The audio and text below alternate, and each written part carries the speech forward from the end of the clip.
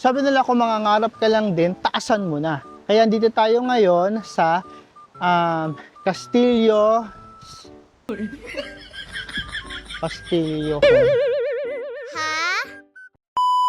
Sabi nila kung mangangarap ka lang din, taasan mo na. Kaya andito tayo ngayon sa Castillo de Jorge. Hey guys, my name is Eko. Dito ako ngayon sa Lisbon, Portugal. And ipapasyal ko kayo dito. So, samahan nyo ako sa 4 days na. Actually, 5 days. Yun, mag-enjoy lang tayo. Grabe ang lamig.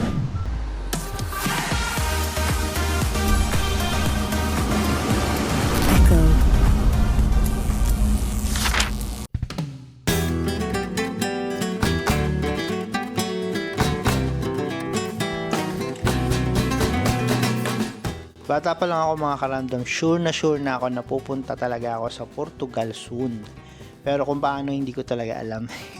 So yun, mula sa Germany, lumipad ang aming team. Wow, aming team. Lumipad tayo mula sa Germany, sakay-sakay ng Ryanair. Isa sa mga budget-friendly na airline dito sa Europe. At syempre, dahil 5 days tayo, kailangan natin mabless. Yan, para iwas malas. Bumisita muna ako sa simbahan na ito na malapit mismo sa center. Yung pangalan is Praça de São Paulo or St. Paul Square. Pagkatapos yun, kumain lang ako saglit, nag-lunch sa pinakamalapit na palengke lang dito. Sa Time Out Market Lisboa. Yes.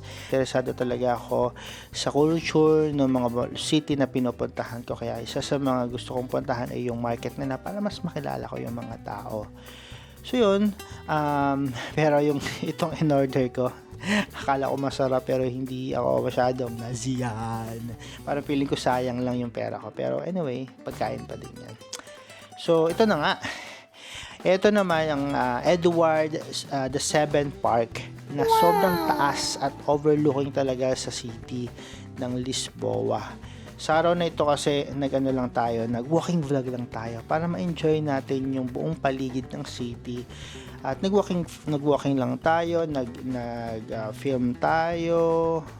Pero yun, the next day yun, mapag-desisyonan ko na bumisita na talaga sa mga museums and castle dito sa city.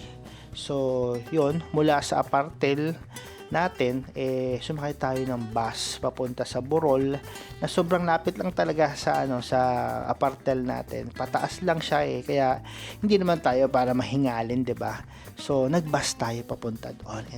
Yun mga karandom, sana magustuhan ninyo yung pagpunta natin at pagpasyal natin dito sa Castle de Jorge para at least kahit papaano nakapunta na rin kayo dito, di ba? At kung pupunta naman kayo dito, at least may idea kayo. O, di ba? Yun lang yan. Hope you enjoy. Wow! Ang hangin naman. So, ito yung mapa nila. Welcome to the castle of the king. At hindi naman mabasa. Ito yung kanilang arko. So sabi nga katulad ng ginagawa ko dati, hawakan natin. Paano maging part na rin tayo ng history? Start. So ito siya. Si The King. Fernando Po Jr. Si Grocios Martires São Jorge, Protector and Defensor de Portugal. Siya yun Nakastilyong buhangin. So, akitin na natin kasi pang medyo mataas-taas pa siya. Mga mataas kaya, ang tanong saan? Kahit parang ito yung ticket nila. Ticket area.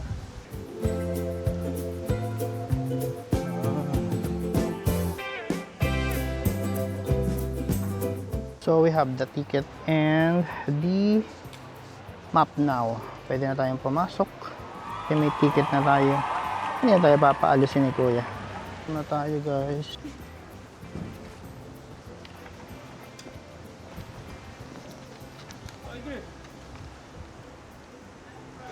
Wow. Wala yatang pagkain dito. So ito yung ano nila, view from outside. Ang ticket dito ay 15 euro. So 15 euros, kailangan sulitin natin siya. Ay, ay, ay. Grabe. Ah, hangin. Tago muna tayo dito sa ilalim ng puno kasi napakahangin. Parang lilipa rin ako. Wow. Manipis yan. Kaya pumasok ako kanina. Akala ni kuya hindi ako bibilin ticket. Pero actually, hindi pa naman. Minabasa ko pa lang. Magde-decide pa talaga kung bibili ako o hindi. Kasi parang ang mahal. Tapos pinalabas niya ako kasi hindi pala yung entrance. Sa exit pala ako pumasok. Wala naman ako nakalagay.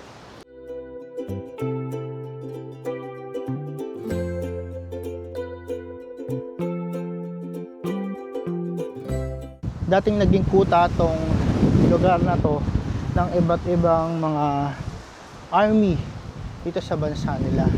Ngayon, after ilang dekada na pag-okupa dito sa kastilyo na to, eventually, ginawang bahay na nung hari na si Jorge nga.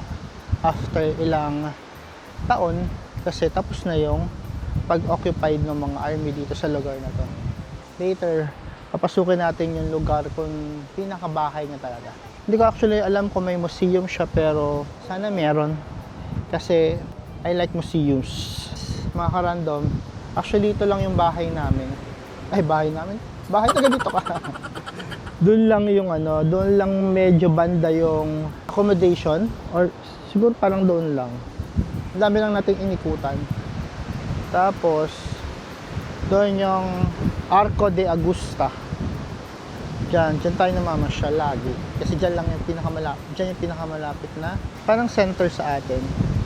Ang dami ko pang hindi napupuntahan, pero pupuntahan natin ngayong araw na to hanggang bukas. Kasi puro tayo bus. So, pang third day ko today, hindi ako namili ng ticket agad na alam mo yun, may discount sa mga museums and all. Kasi kahapon, hindi pa ako, ayoko pang pumunta sa mga museums kasi nag-walking vlog tayo. So, pinasyal-pasyal ko muna yung mga lugar, yung mga streets and all bago ako pumunta ngayon. This is the first time na pupunta tayo sa isang castle or museum at may bayad. 15 euros. So, medyo masakit sa bulsa. Pero siya, sige na. Parang feeling ko ito na lang ngayong pupuntahan kong museum, if ever. Sabi ang ganda ng Pala ko pumunta doon sa siguro pupunta ako dyan bukas. Try natin. Mamaya natin mag-picture.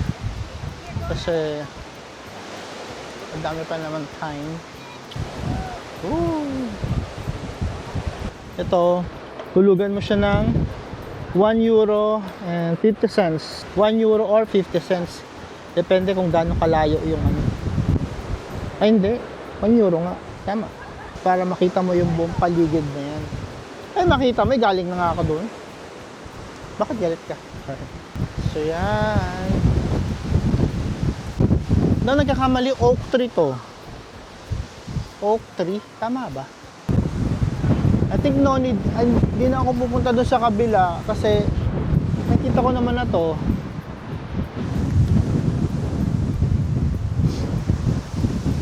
Alam niyo mga karandom, akala ko talaga na kahit fall season at malamig naman talaga sa buong Europe, sa Portugal medyo mainit. Mali pala ako. Ito na nga ang lakas ng hangin at 15 to 17 degrees Celsius ang temperature today. Kaya buti na lang talaga naka-jacket tayo. Grabe yung view, super breathtaking. Wow. English na.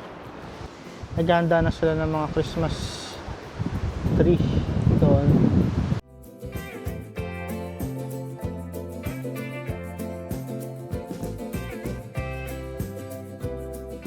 So literally dyan tayo. Tapos nag-bus tayo, ikot papunta dito. Yung ticket na kinuha ko is parang 11 euros, 24 hours na siya. Kaya inagahan ko para mas sulit natin. Kasi usually 10 a.m. ako umaalis. So for today's video, 9 o'clock tayo umalis kasi kailangan maaga tayong or madami tayong mapuntahan. Kasi puro puro vlogs ang gagawin natin. Hindi tayo mag-walking vlog. Kasi masakit sa paa. Sakit ng paa ko gabi. Parang ang dami ko pang kailangan kong puntahan. And parang establishment na hindi nakikita. Bukod doon sa mga kahapon na napuntahan ko. Although hindi ko na-videohan yung iba. So basically, ito palang George Castle dito sa Lisbon. Itinayo nung 11th century pa. Tapos, yung mga Moors, sila yung talagang unang nagtayo nito nung 11th century. And then eventually, naging hospital, naging military base, naging mga camp ng iba't ibang militar. Tapos, naging kulungan pa. Tapos, noong mga nakaraang dekada, nagkaroon ng lindol, so nagkaroon ng damages tong lugar na to. Tapos, dinevelop siya ni George, king, nung hari na si George, into his castle. Tapos, yun, parang, hindi ko alam kung ilang beses nagka-earthquake, nagka-damage na rin. Actually, siya sa pinakamatandang establishment sa Lisbon mula noon. It became one of the most popular tourist destination dito sa Lisbon. Kaya dito tayo. Kaya gumastos tayo ng 15 euro para makita lang siya. Kasi sobrang ganda naman din talaga ng panoramic view. Tingnan nyo naman yung panoramic view, guys. Mga ka-random. Medyo mahangin lang naman talaga. Pero other than that, masaya naman. Buti na lang talaga hindi napakainit. Mas nakakapagod sa totoo lang. Pero maganda yung view dito. So, tatayaan ko habang magpipicture yung mama sa likuran ko. Bumiyahe tayo ng ilang oras, 3 and a half hours mula sa Germany papunta dito sa Portugal. Yung ticket na nabook natin sulit siya kasi matagal natin siyang napili, tapos budget friendly yung Ryanair.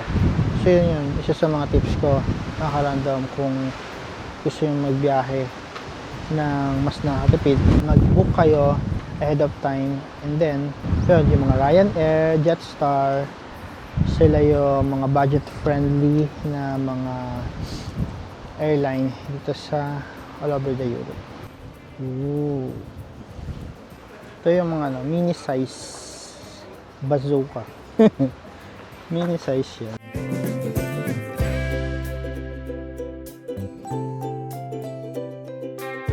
Kung dyan lang yung bahay mo, kapit bahay mo lang yung hari. Alam nyo mga ka-random, so almost 3 days ng pagpasyal natin dito sa Portugal. Ako lang parang observe ko na sila. Medyo reserve sila. Doon sa may mga district, sa commercial district, yung mga kabataan, medyo vibrant yung vibe and all. Pero dito kasi sa lugar kung saan ako nakastay, medyo commercialized kasi nasa center yung tinutuluyan natin. Kaya medyo accommodating yung mga tao. And then, yun nga, yung mga yung mga nagtitinda, yung mga staff ng bawat establishment, mga taga-ibang lahi na, mga Asians na rin. Ganun na yata talaga ngayon sa buong Europe. Mga locals, iba na yung trabaho na kinukuha nila. Medyo kailangan na natin bilisan kasi pang uulan na. So nagpipicture na ako tsaka nagbibideo. Grabe ang ganda. Hindi pa rin ako makakapaniwala na nandito tayo ngayon sa Portugal. Ang pagkakaalam ko si Magellan ba? Ay isang Portuguese, hindi siya Spanish. So, technically, siya yung sumakop sa atin. At siya yung naging dahilan kung bakit sa loob ng 333 years, nasa pamumuno tayo ng Kastila. Wow. Paano kung hindi nga tayo nasakop ng Spanish? Paano kung hindi tayo nasakop ng mga Kastila? Ano kaya yung itsura ng Pilipinas? Ano kaya yung lugar natin? Well, hindi pa din naman natin alam kung ang dami kasi sumakap sa atin. May mga Japanese, Americans, ang hirap tukuyin. Pero paano kung hindi nga? Paano kung wala talagang sumakap? Katulad ng Thailand. Siguro ganun kaya itsura ng lugar natin sa Thailand na may mga rebulto, may mga mosque, o nakaiba itsura ng lugar natin. Sabi nila kasi, gantong-ganto daw yung itsura ng Maynila nung hindi pa nabomba o kaya hindi pa nasira nung panahon ng mga Hapon. Yun. Sana kung na-maintain yan, kung hindi nagkabagyo, hindi nagkalindol, hindi nagagera, sana maganda pa rin sana yung Maynila o yung Pilipinas. Kailangan natin magmadali kasi mukhang aambon na.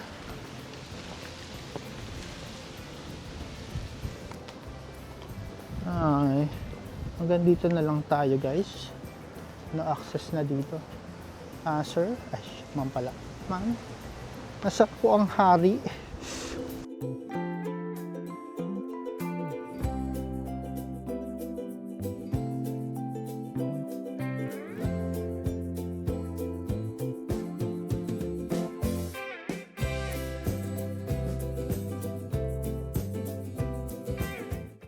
Papasok na nga tayo niyan sa fasad ng castle at ang iskinita na to ay pagitan ng main building at ng museum sa kanan ko.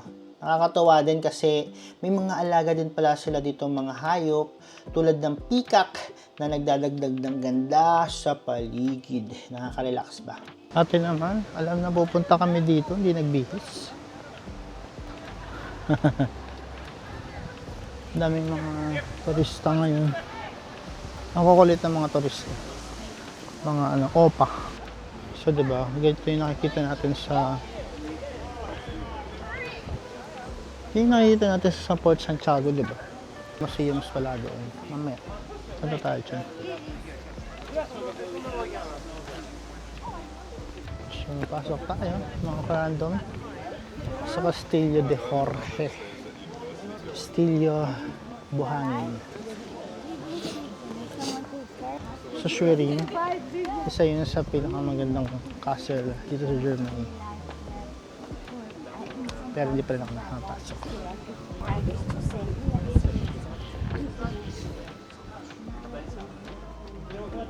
Outside. Okay. Just imagine the tour will.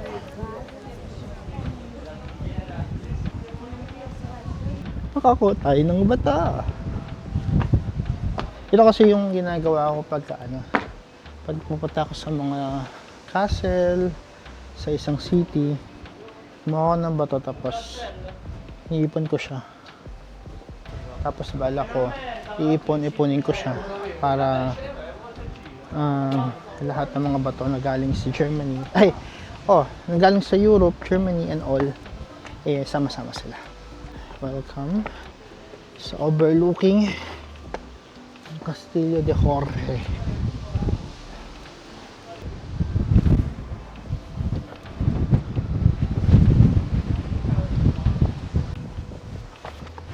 Ginagawa mo? I think this will be one of the highlights ng biyahe natin dito sa Portugal. Yung makita tayo sa Castillo de Jorge. Mamaya puntahan natin yung museum para mas makilala pa natin yung lugar na to. Sa pagpasok natin sa pinto na to, sa kaliwa, makikita natin dito yung kitchen at dining nila noon. And speaking of food, culture pala dito sa Portugal na kumakain sila ng dinner ng mga 8 to 9 p.m. na. Late na yun para sa atin na gutom na tayo. Ayun pala yung practice ng mga Mediterranean culture.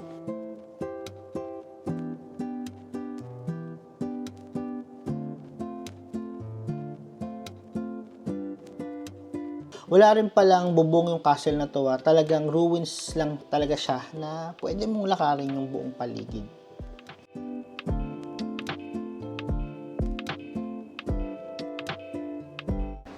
Kailangan na natin magmadali kasi medyo umaambon na siya.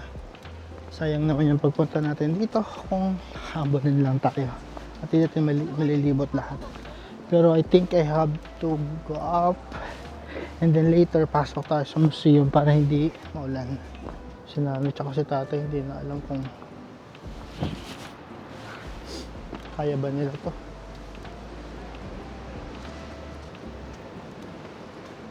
Paano na? So, kailangan na natin magmadali kasi umuulan na. Nakakainis naman. Bakit umuulan? Ayaw ko makakarandom. Yung nag-iiwan kayo ng kalat sa paligid. So, dito na tayo sa pinaka-taas ng kastilyo. At umuulan na. Kailangan na natin. Sorry.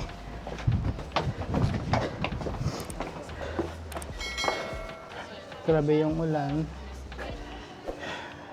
Nakakit naman tayo sa taas pero hindi tayo naka-enjoy masyado at hindi tayo masyadong nakapag-stay sa taas kasi umuulan na talaga, maambon na. So hindi na tayo makapag-film sa taas kasi nasisira tong camera natin. Wala, I have to sacrifice. Sacrifice agad. I have to sacrifice na hindi siya ma-film. Pasok muna tayo sa museum.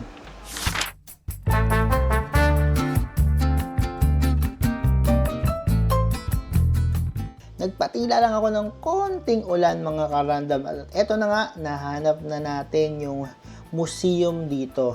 Libre lang siya mga karandom.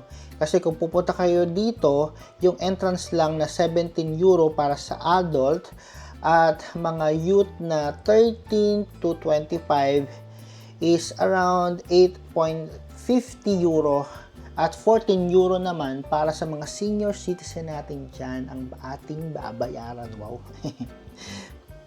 Dito sa loob, mostly mga kitchen artifacts ang mga makikita natin tulad ng mga paso, tiles, utensils, at ilang mga peraso ng tela. Grabe, yung mga bagay na akala natin noon na luma at napaglipasan na ng panahon, ilalagay din pala sa museum. Naisip ko nga ikaw, may mga bagay ka ba o gamit na tingin mo pwedeng mailagay sa museum in the near future? Ano kaya yon? Ako siguro postcards ng mga travel ko. Ewan ko lang kung may magkaka-interest nun, pero yun na din siguro. At saka yung pagdating ng araw, gusto ko din maggawa ng mga artworks ng mga ganyan-ganyan para malay mo, di ba? Kaya pa na nahilig sa mga ceramics, tiles, yung mga Portuguese. Kasi nasa culture na talaga nila yung pagkakaroon ng mga tiles and all. Anyway, salamat mga karandom sa pagsama sa akin today ha. Sana makapunta rin kayo dito. Unang video pa lang natin yan dito sa Lisbon Escapade natin ha. Marami pa tayong dapat abangan. Tulad ng pag-interview ko sa isang Pinoy restaurant owner sa Portugal na naging successful dito at iba pang mga sasayang gala dito sa Europe. Dito lang yan sa paborito nating vlog tambayan ha. At tulad ng lagi kong sinasabi, hamunin naman tayo ng panahon. Maraming dahilan para bumangon. Ako po si Eko. At ito ang kwento ko. See you on the next one. Bye bye. Mwah mwah.